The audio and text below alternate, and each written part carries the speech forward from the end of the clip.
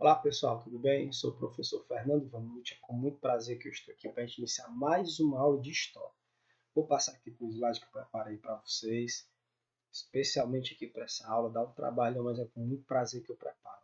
Hoje a gente vai estudar política de aldeamento e colonização no Brasil. A gente vai lá, voltar lá para o século XVI, XVII e entender como que os índios foram aldeado, as diversas tribos indígenas foram aldeadas.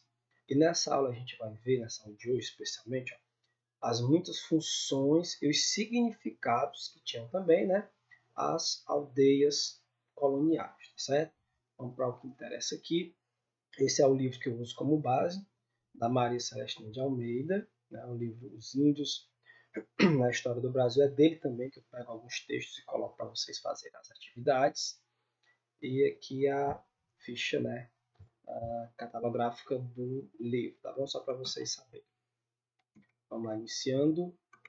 Ó, qual é o objetivo da aula de hoje? A gente espera que vocês, né, fazendo a leitura dos textos, assistindo essa videoaula e fazendo a atividade, compreendam a política de aldeamento indígena na América Portuguesa no contexto do projeto colonial português. A gente vai entender uma nova visão, uma revisão historiográfica que é feita sobre a história indígena.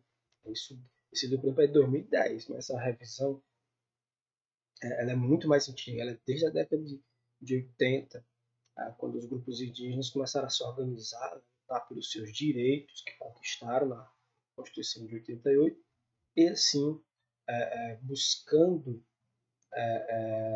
mostrar para o Brasil que eles têm história, né, que eles são a história do Brasil também, que isso foi deixado de lado pela historiografia tradicional, né, que tem uma visão apenas na Europa, esquece quem habitava essa terra. Não é?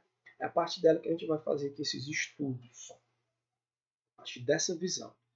Então, aqui a introdução. A política de aldeamento dos indígenas, né, foi essencial para o projeto colonial português. Né? Sem a ajuda, mesmo que fosse indígena, não tinha colonização.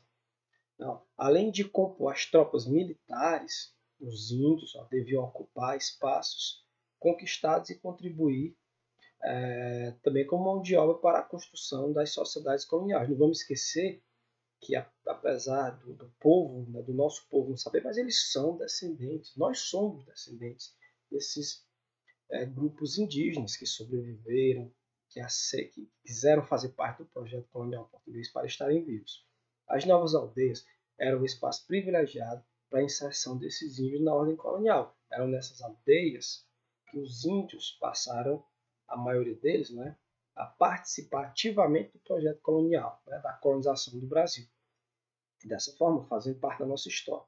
Elas eram estabelecidas e administradas por missionários, principalmente missionários jesuítas. Tradicionalmente, né, isso numa visão eurocêntrica, essas aldeias, eram entendidas como simples espaço de dominação sobre os índios, como se os índios lá fossem pessoas sem vontade, sem opinião, né? Submetidos às novas regras, perdiam suas culturas, identidades, anulavam-se enquanto atores sociais, saiu da nossa história. Como que eu falei para vocês, o português, quando vem para cá, aprende outros costumes. Né? Ele deixou de ser português? Não. Da mesma forma, o indígena, quando aprendeu algumas coisas com os portugueses, também não deixou de ser indígena. Mesmo agindo diferente como agia antes. Né? Isso é ressignificar. Você ressignifica a sua cultura, sua identidade. Você constrói novas identidades. Né? Muito bacana para a gente entender a história do Brasil por meio dessa perspectiva. Mostrando que a introdução, a política de aldeamento foi essencial, né, para o projeto colonial português, que eu já falei. Na verdade, foi um erro, né, estar repetindo aqui. Vamos lá, partindo para frente. Pronto, agora sim. Sem dúvida, as aldeias religiosas ou missões visavam não apenas cristianizar os índios. Então, não era só isso, não. A gente tem realmente essa visão, né? Mas era também ressocializá-los, tornando-os súditos do rei. Era aí onde os índios iam ter importância. Ó, pois eles teriam vários papéis a cumprir na nova sociedade, né, que se queria construir. A coroa e a igreja, essa união, né, essa associação, foi proposta, obviamente, né, no intuito de fazer esse empreendimento, no qual os aspectos religiosos, políticos e econômicos se misturavam. Então é muito importante compreender a religião não apenas na perspectiva teológica, né? Também os interesses econômicos, porque são pessoas, são homens, mulheres, né? Que são seres políticos, vivem, né? Que se alimentam, que precisam de dinheiro. Então, não apenas a perspectiva teológica, mas a econômica e a política também nos dizem muito sobre as religiões, né, ao longo da história e também atualmente no comportamento delas. Para o índio, o aldeamento era um mal menor. Por quê? Porque eles até, de certo modo, se interessavam por aquele local. Né? Porque aquele local, e muitas vezes, era pior do que onde ele estava, né? No meio de guerras, exposto do seu território. Então, naquela condição de aldeado, pelo menos na propaganda que lhe era feita, era melhor do que o que ele estava antes, né? Do que a situação que ele estava antes. Isso, obviamente, não fazia com que o índio deixasse de ser um sujeito ativo, de dizer suas opiniões, né? Suas vontades, de ir também negociar a sua ida, né? De estando lá não gostar, fugir. Né? Então não foi passivo, não. E nesses locais, praticamente, grosso modo, sempre eles se misturavam com outras etnias. Não era só um grupo que ia, né? Eram vários grupos que acabavam indo para esses aldeamentos. E lá os índios tinham direitos e obrigações, tendo direitos dentro da lei indigenista colonial, né, na qual o índio era numa hierarquia a última, digamos assim, mas tinha direitos. Por exemplo, o direito era não ser escravizado. Né, é obrigação, tinha obrigação de trabalhar, né, para os portugueses, obviamente. Né? E assim, dentro desses novos locais, né, com novos grupos, né, muitas vezes até rivais, né, com culturas diferentes e semelhantes, eles iam construindo novas identidades. O exemplo aqui, ó, eram os índios do Gato, lá do sul do país, do sudeste, do Rio de Janeiro. Eles eram chamados desse nome, índios do Gato, por causa do seu líder. Depois, eles vão ser chamados de índios de Araribóia. Né? Vão ter uma aliança com os portugueses e vão receber esse nome por causa do local. Eles aceitavam esse nome, índios de Araribóia. Posteriormente, quando eles vão ser aldeados, eles vão se tornar os índios da aldeia de São Lourenço. E eles gostavam, muitas vezes mesmo se intitulavam com esses nomes, que eram muitas vezes apelido, pela característica de um dos líderes, por exemplo, né, característica do local onde eles vinham, e assim eles vão se ressignificando, né, construindo uma nova identidade, certo? E esse trecho aqui é bem interessante para falar sobre isso. Ó. Sem desconsiderar os imensos prejuízos dos índios aldeados, na grande maioria das vezes expoliados em seus direitos, pretende-se enfocar aqui, ó, outro aspecto. Olhe bem, ó, por muito tempo negligenciado ao longo da nossa historiografia. O interesse dos índios nos aldeamentos, ao interesse, não vamos esquecer disso, e nas novas práticas culturais e políticas que ali aprendiam e exercitavam. Né? Os índios tinham interesses. Realmente a gente olha na perspectiva apenas de grupos que foram dominados. Não, muitas vezes foram que quiseram ir.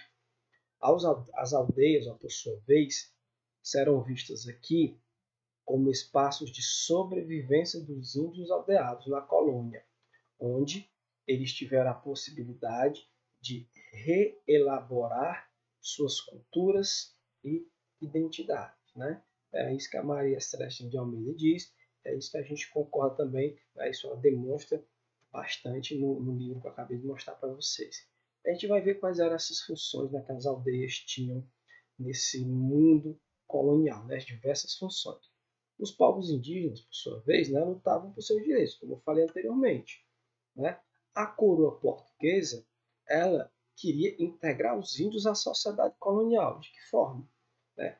Os índios, fazendo aliança com os portugueses, eles tornavam súditos do rei de Portugal, que era melhor muitas vezes do que a condição anterior que ele estava no meio das guerras e, digamos assim, numa perspectiva de índio arredio, né, de que não aceitava essa condição que lhe era imposta, ele poderia se tornar uma presa fácil para os bandeirantes, ser dominado, ser escravizado, ser morto, que era muito pior do que ser súdito do rei.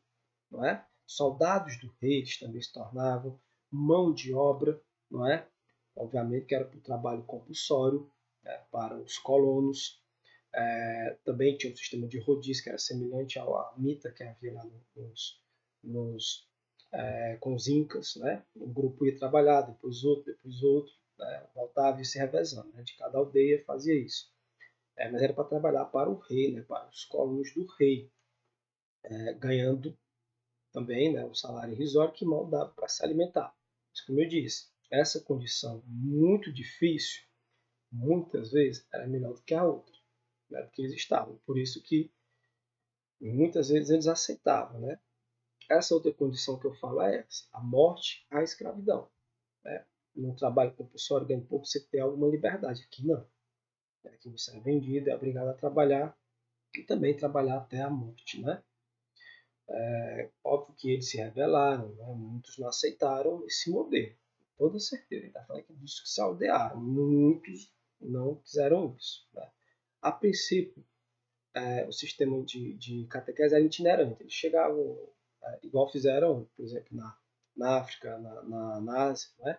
Os jesuítas chegavam, catequizavam e tal, falavam sobre Jesus, beleza. Como se a palavra fosse converter, né? Converte, mas nem sempre convertia, até porque a língua não entendia e tal.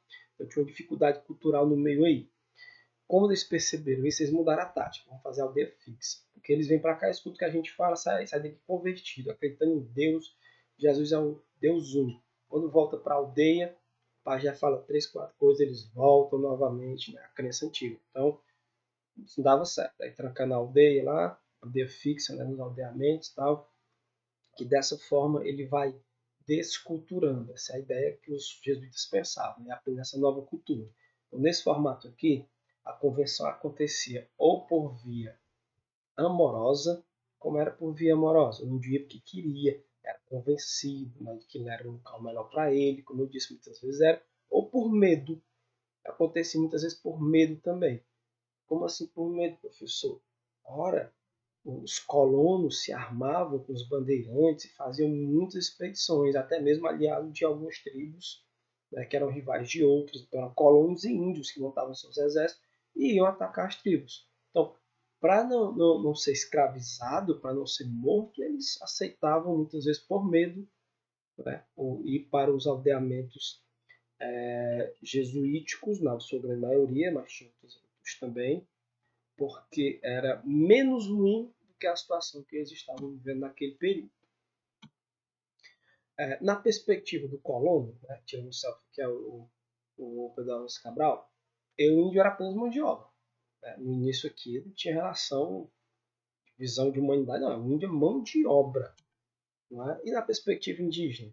É o contrário. Não é?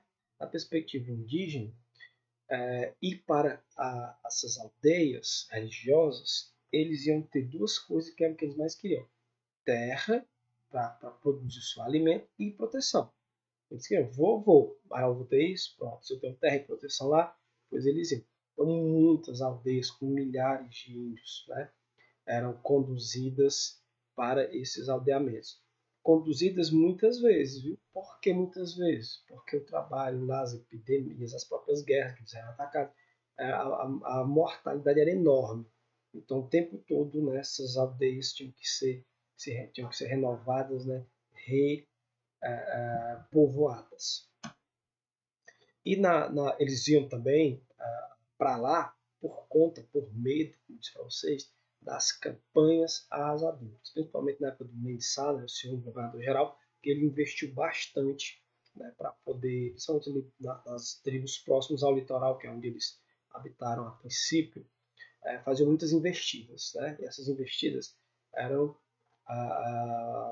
mortais para os indígenas. Né. Os que sobravam eram escravizados. Né, os demais, obviamente, morriam. Então, para estar vivo, ele tinha que estar na aldeia, não tinha outra escolha naquele momento, né? Fugir para outros territórios eles fizeram, mas os que moravam próximos à colonização, ao litoral, não tinham outra coisa a fazer, não. Como eu disse para vocês, esse era o mal menor, certo?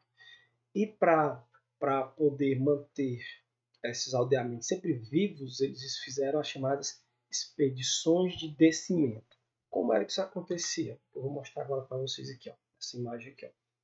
Ó. Eles saíam, os colonos, né, com os bandeirantes, com os seus exércitos, iam para o interior, né, pelos rios, e do interior eles faziam os índios descer, é assim que eles chamavam, para o litoral, né, seguindo os rios, né, e descendo, seguindo o curso da água, para o mar, para o litoral. E aqui nessa imagem, ó, que eu mostro, uma vila do litoral. Os índios faziam essa migração, mas eles não iam para a vila, né, eles ficavam em aldeamentos, como vocês podem ver aqui, próximos à vila, entendeu? Ficava próximo, né? Tinha a proteção da vila e também esses grupos indígenas, eles iam ser a mão de obra que ia construir essa vila, que ia fazer todo o trabalho manual para os colonos, né? Como eu disse, para o índio era bom, era melhor estar vivo ali no trabalho, mesmo trabalhando muito, ganhando quase nada, do que está sendo escravizado por esses mesmos colonos. Né? Então era quase que um negócio meio que sem saída. Né? E essa foi muitas vezes a saída que eles encontraram. Obviamente, novamente, eu insisto em falar disso, que muitos mesmo não aceitaram isso, resistiram, lutaram, morreram, não é? Mas boa parte quiseram seguir esse caminho, né? Isso foi feito constantemente.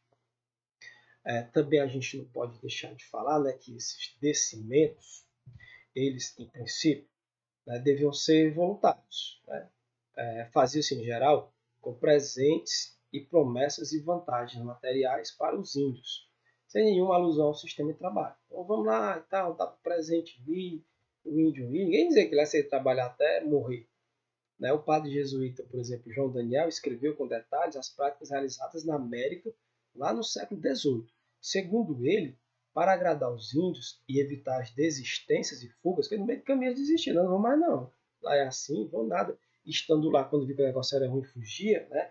Preocupava-se em conquistar com presentes, conquistá-los com presentes, né? Para conquistar a confiança e assegurar que não buscavam para os escravos, que nas palavras do padre, né, não buscava os fazer escravos, mas os tratar como filhos. Então isso era o que eles tentavam dizer para os índios e convencê-los. Por isso que davam muito presente. Depois de aceitar o presente, que é uma troca, eu vou te dar para tu ir para lá, não é?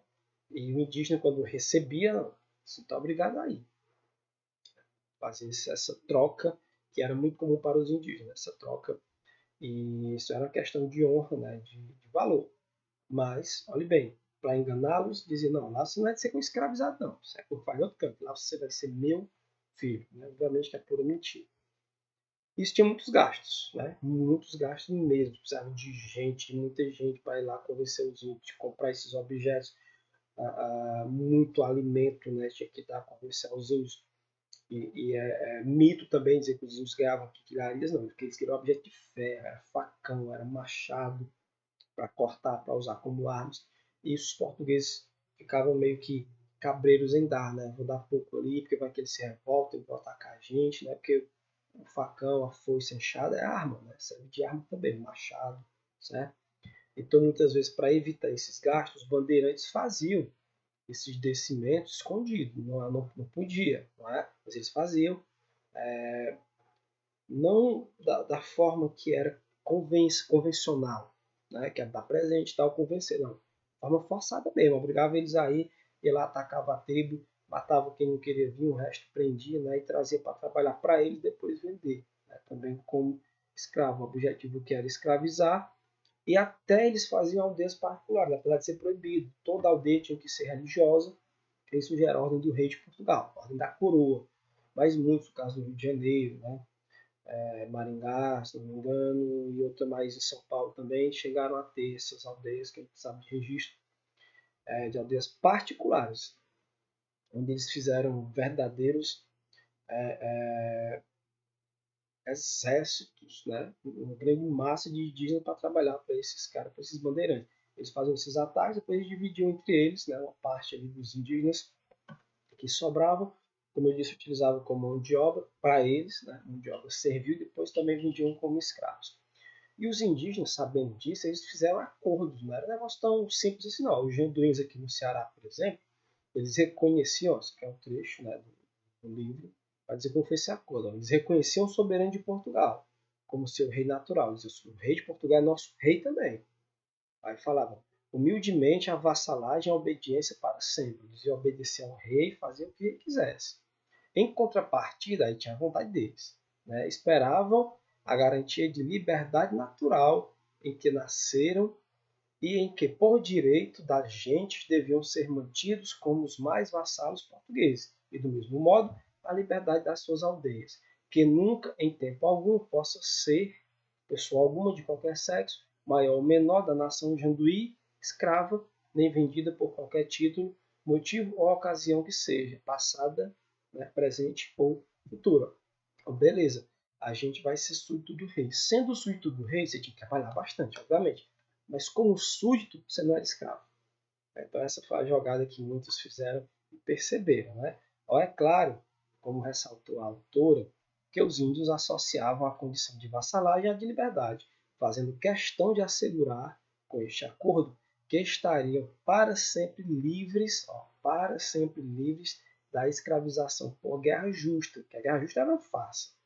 Né? O cara lá invadia a tribo indígena, ele revidava, não, você é arredio, vou te guerrear, vou tomar a tua terra e tu vai ser meu escravo. Né? Essa era a guerra justa.